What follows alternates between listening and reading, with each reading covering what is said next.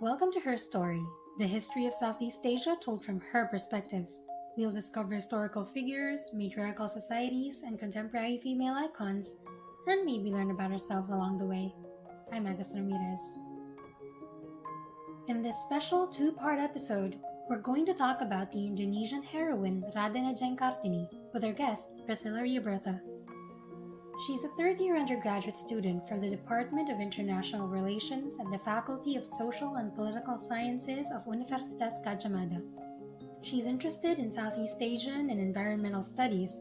She went on all-girls senior high school, which changed her perception about the meaning of women's emancipation and the importance of gender equality in Indonesia.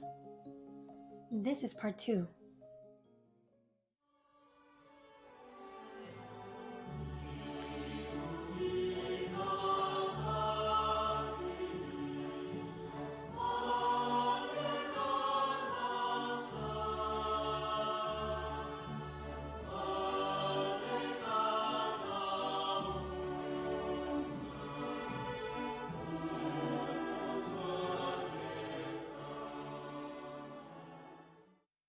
Kartini passed away very early. She was only 25 when she died of complications after the birth of her first child. But J.H. Abendanon, former director of the Department of Education, Religion and Industry, arranged for the publication of her letters in 1911 under the title Through Darkness into Light. The book enjoyed great popularity and generated support in the Netherlands for the Kartini Foundation, which in 1916 opened the first girls' school in Java, thus fulfilling Kartini's ambition. Her ideas were also taken up by Indonesian students attending Dutch universities. In 1922, an Indonesian translation of the letters was published. Although Indonesian nationalist aims went far beyond her ideas, she became a popular symbol, and her birthday is celebrated in Indonesia as Kartinian. Joining us again is our special guest, Bertha. Have you read The Letters of a Javanese Princess, and what can you tell us about it? Okay, it's going to be a long explanation. Right. So, Okay, let's yeah. go. Letters of a Japanese Princess is a compilation of letters that Kartini sent to her European friends, including Stella Zehandelaar and Abendanon. I'm sorry if I mispronounced the names. During the period of 1899 to 1904, or around a week before she passed away. So, actually, this book was first published in 1911 under the title of Out of the Dark Comes to Light, or Habis Gelap Terbitlah Terang in bahasa Indonesia. So, the letters consist of Kartini's various thoughts and ideas about marriage, women emancipation, her critiques for tradition and religious practices that are related to marriage, and also her view on nationalism and the usage of languages that are related to colonialism. And all of that are beautifully wrapped with bold and evocative words of a Japanese young lady, which is quite rare. It was rare at the time. And she had this overflowing passion to study. And even she repeated several times in the letters that she wanted to go to the Netherlands to study, but she even couldn't go to Batavia or now Jakarta to study because she had to be secluded as a part of Javanese tradition to prepare young women to be good wives in the future. But I think, if I'm not mistaken, the seclusion lasted for around 4 years. However, I think the most interesting part of this book is that Kartini loved her family that much. She loved her father and respected him the most. And from the letters, I got a sense that she was one of the dearest children of her father, although she was a girl. And Kartini wanted to make changes in the society, but she was pressured, and she knew that any changes would hurt her father, whom she loved the most.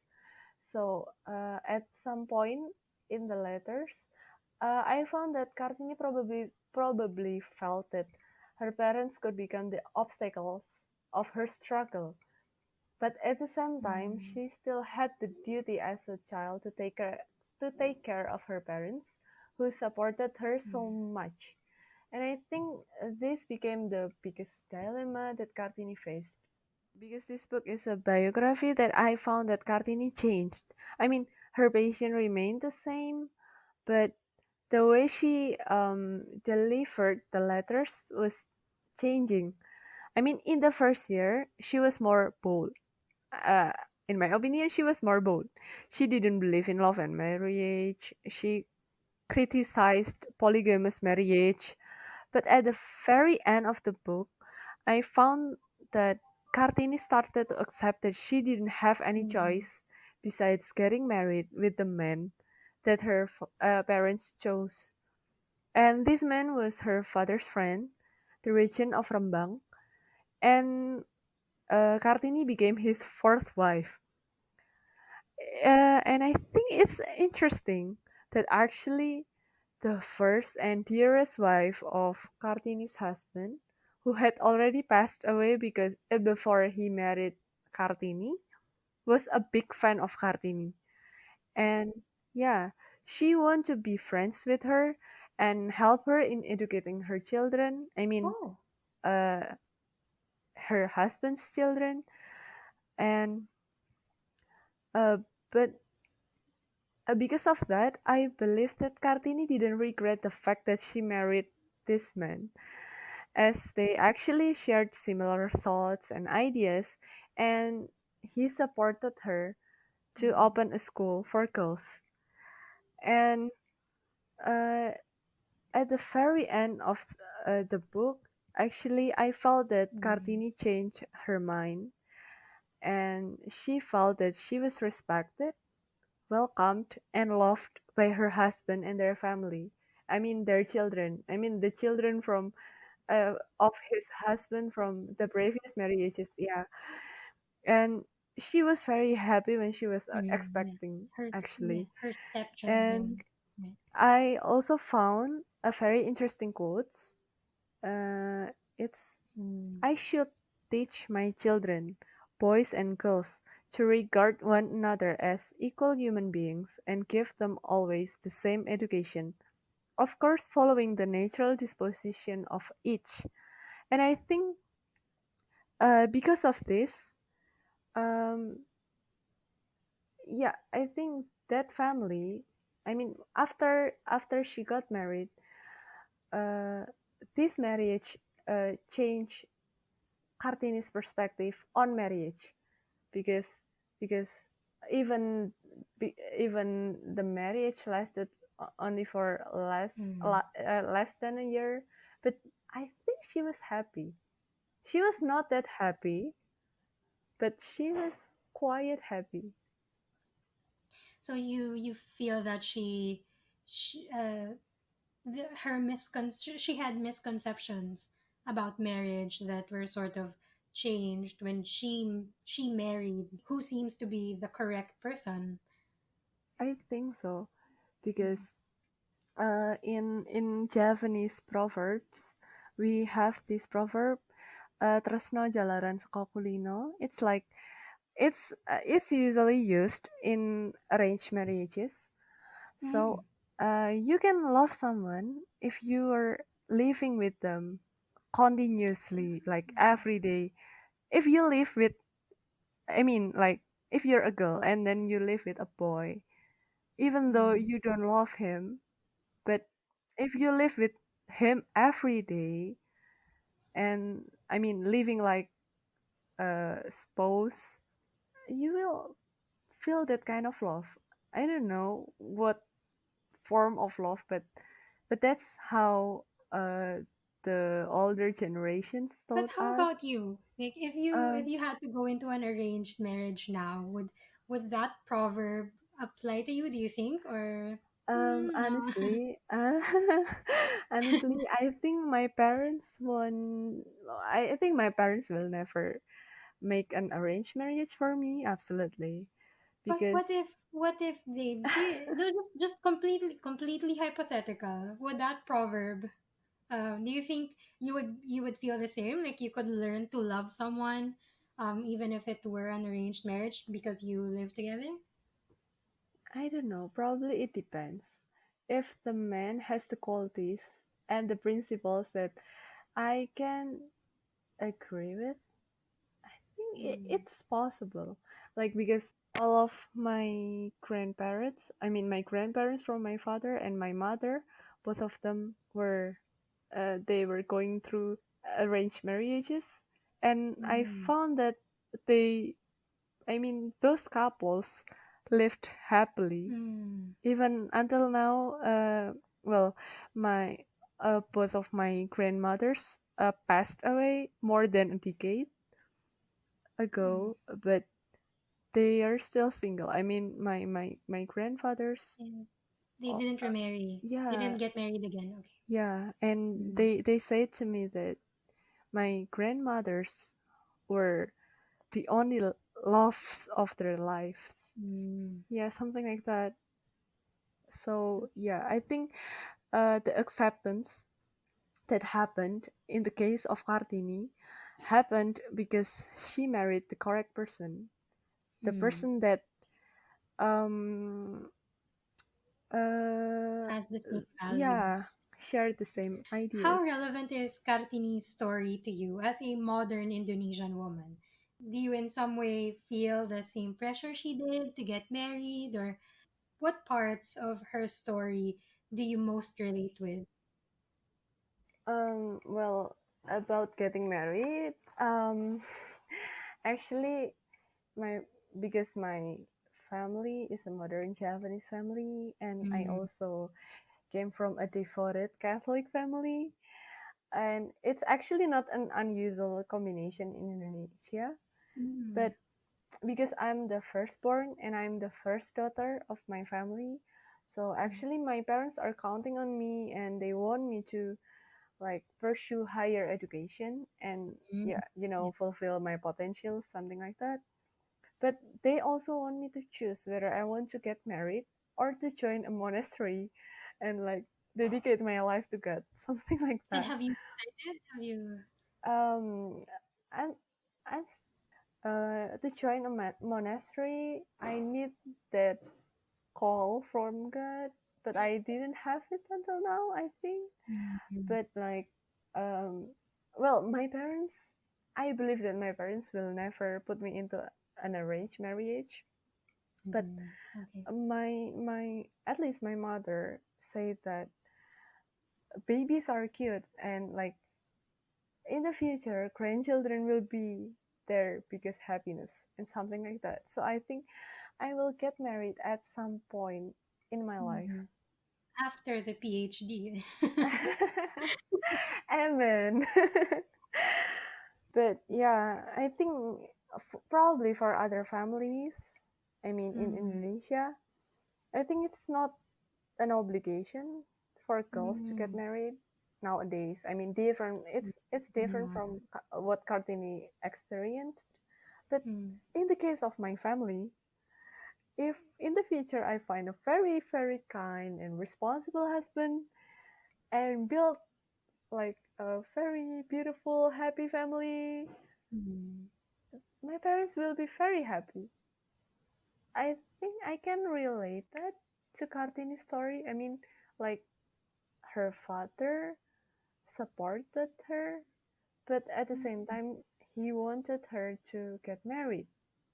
Mm. Yeah, I think that's how it works. How popular is Kartini today? What did you personally do on her last birthday? In Indonesia, well, almost all schools celebrate her birthday by holding a ceremony. So we usually call it Kartinian, or like celebrating, yeah, Kartini's Day. So because she remains the most famous heroine in Indonesia, there are a lot of movies about Kartini here. The government put Kartini's names and biography in every history books that I've ever met. Mm. If it talks about national heroes, then it will talk about Kartini. On her last birthday, I took a picture of me using kebaya. It's our traditional clothes. So actually, I was questioning myself, why do women during Kartinian always being associated as only wearing kebaya? Is that a Mm. symbolism of a Japanese women, or is it a symbolism of women emancipation, or it has does it have bigger meaning? It's still Mm. this question haunts me, but like I couldn't find the answer yet. Mm. It's only like I might say it's like a tradition in my not in my nuclear family, but like my family that usually people I mean usually my mother and my aunts use kebaya during Kartinian. I don't know if it's like only the tradition or is it celebrating something beyond that. Mm. Okay, I'm questioning myself. I'm confused now. I took a picture of me using kebaya and just posted it on Instagram with an unusual caption that I thought for a really long time. I started to think about the caption like 6 months or 7 months ago. So the caption, uh, uh, let Mm. me rephrase that. Wanita, wani ditata, wani menata. So it's like the mixture between Japanese and Indonesian language. So wanita Mm. means women. Wani ditata means ready Mm. to be arranged. Wani menata means Mm. ready to arrange. So uh, actually in Japanese tradition, we call wanita or women as wani ditata or ready to Mm. be arranged. So women is someone who is ready to be arranged. But I put another caption. So women is someone who is ready to arrange, not only to So be let's talk arranged. about ready to be arranged. What does that mean for you personally? Ready to be arranged. It means that um, women are ready to be arranged by probably her family, their families, or their partners. Like women, woman is someone who needs to obey another person. So she is ready to be arranged. She will be arranged. But the next part of your caption, but you are also ready to arrange. Uh, how, what does that mean to you? What are you your own personal goals? Thinking about what you were feeling that day, and so what does that last part of the caption mean to you? So personally, I think ready to arrange means that now, as a modern Japanese woman, as a modern woman, I and also other women has have the power to do whatever that probably we couldn't think we could do, like pursuing PhD degree, something like that. It was probably like 20 years ago or 30 years ago. It's not that far, but uh, it was quite it's an impossibility, almost impossibility for women to pursue PhD degree. But for now, even though like a lot of Indonesian women that didn't really think about that, but all of us have the same um, chance to pursue that. We You actually have respect the power. tradition, but at the same time, you do have your own goals, and you Yeah. are working hard towards them. When are you graduating? I hopefully next Hopefully year. next year. For the Yeah. listeners of this podcast, I met Bertha during international summer school, and I was doing my masters. But she was also, but you were only in second year at the time. And she Yeah. was one of the most active and most intelligent people in that class. So No. no, that's the truth. For I guess my last question, what's the biggest lesson you take away from the story of Raden Ajeng Kartini? So actually, there are a lot of lessons that we can take from the story of Kartini. The first one is that her braveness and dedication for girls' education, and also her passion to create more equal environment to both boys and girls. And I think I believe that Kartini would be happy if she had a chance to see the current condition in Indonesia, where there are quite a lot of female ministers in the government, and they lead those ministries that were, and I think is are still considered as very masculine sectors, like the Ministry of Foreign Affairs and also the Ministry of Finance. But I believe that her struggle doesn't end here, and right now the society in Indonesia should still struggle for gender equality. And I'm sad that actually there is a trend of teenage marriage in Indonesia nowadays with like religious and tradition excuses. And I Mm, think this could be a cultural degradation in the struggle for gender equality because young girls couldn't pursue higher education because of these practices.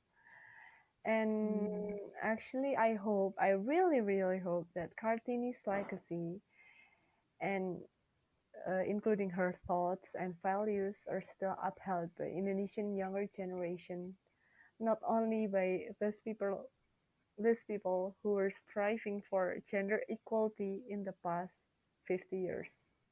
That's a really great way to end this episode. Thank you, Bertha.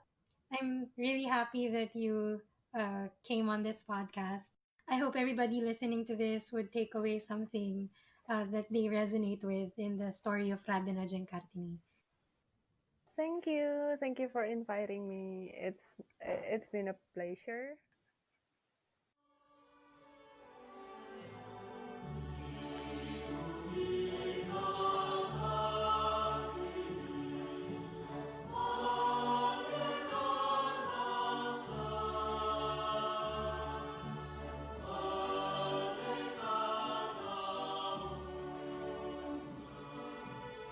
Producing a podcast like this takes a lot of time and research.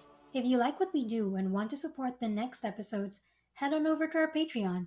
Give as little as $1 to get a copy of the show notes with all the references, access to the close friends Instagram stories, and a shout out at the end of the next episode. And if you can't, just tell your friends about this podcast. That works too. Don't forget to follow us on Twitter and Instagram at Her Story C Pod. That's Her Story SEA Pod. In the next episode, we'll meet the Trong sisters, heroines of the first Vietnamese independence movement who headed a rebellion against the Chinese Han Dynasty overlords and briefly established an autonomous state. There are so many more stories to tell, and we're just getting started. This podcast was written, hosted, and edited by Agus Ramirez.